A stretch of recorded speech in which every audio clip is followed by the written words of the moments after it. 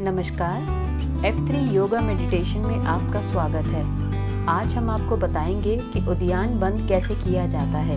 पद्मासन या सुखासन में बैठे, हथेलियों को घुटनों पर रखें और थोड़ा दबाएं। कंधों को ऊपर उठाते हुए ठोड़ी को आगे की ओर सीने से सटाएं और जालंधर बंद लगाएं। लंबी गहरी सांस लें और फिर सांस बाहर छोड़ें। अब पेट की मांसपेशियों को अंदर बाहर करते हुए ऊपर की ओर खींचें।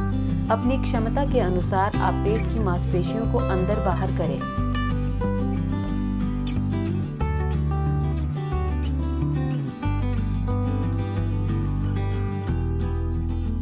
फिर से धीरे धीरे श्वास लें और छोड़ें।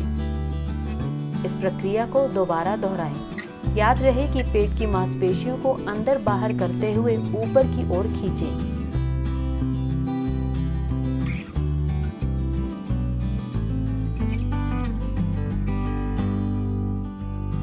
अगर आपको ये वीडियो पसंद आया है तो इसे लाइक करें, शेयर करें और साथ ही हमारे चैनल को सब्सक्राइब करें।